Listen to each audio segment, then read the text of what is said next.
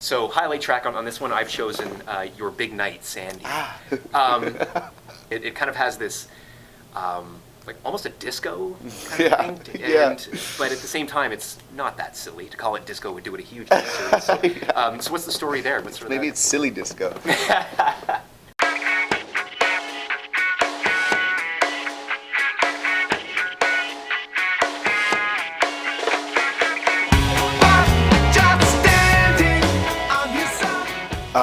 That was an instrumental cooked up entirely by Brad Lehner. He sent me a demo. It was like, and he just gave me an instrumental of that track, and I wrote the melodies and lyrics to it. So musically, I never would have come up with anything like that on my own. Like, that is pure Lehner. Sort of twisted logic of the arrangement and stuff. Because it has like Steely Dan, it has Bowie, it has all kinds of interesting stuff, and a big wonky guitar solo. Whoa. And I remember and great strings too. Yeah. That was, I remember the discussion being, why don't we give him this song? It doesn't make sense to have strings on this song, but he's so talented, David Campbell, that I'll bet you he would come up with something that would just be beautiful, and he nailed it. Like it made the song like sort of classier than it really is in a way. Like,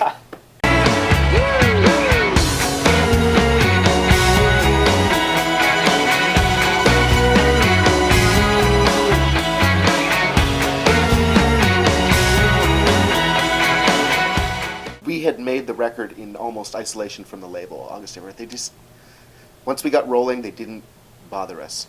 A&R guy came out to visit once, and I was feeling kind of feisty or something, and Ken goes, well, what song are we going to play? And I'm like, play him Big Night, Sandy. I scared the shit out of him, right?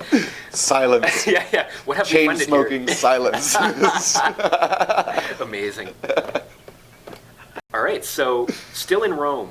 I'm really interested in this one, sort of conceptually, because Rome, it seems to me, has a lot of potential metaphorical connotations. Mm-hmm. I'm wondering, is it maybe a statement on that kind of dying major label, big budget world?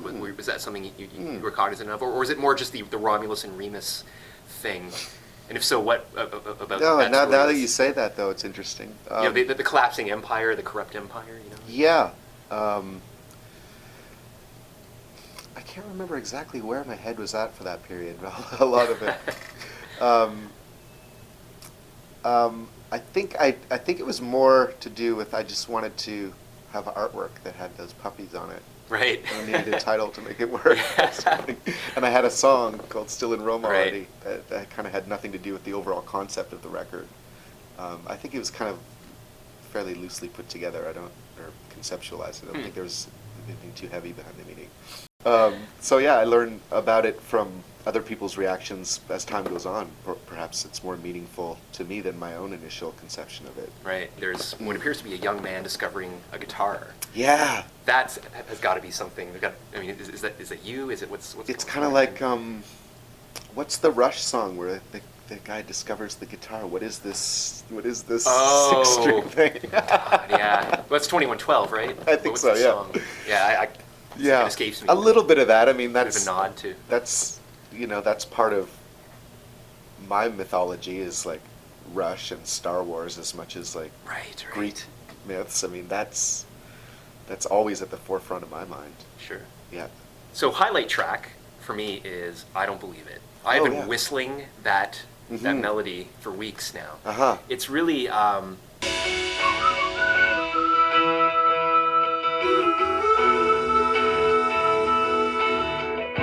to me, great songwriters, these popish songwriters, like to throw in these kind of left turns, and that's got this kind of, there's sort of this almost reggae, like reggae pre-chorus thing. Yeah. What does it matter who you know when you got... Before going to this powerful kind of Oasis-y chorus, yeah. I don't believe it. I don't feel like just... What do you think about that song jumps out at you? That If I finally one- picked one that you don't. Well, that one I cooked up with Kelly Scott, who was the great drummer Yes. that we had, and he was up here in Pembroke, and we were working on that one. And a lot of the parts were worked out with him on drums, and so the feel of like, you know, verse to pre-chorus to chorus, which are all quite different, was definitely just him and me just hammering it out here Yeah. together. But I think it's his drumming that really makes that song work. Sure. It's excellent. He's good.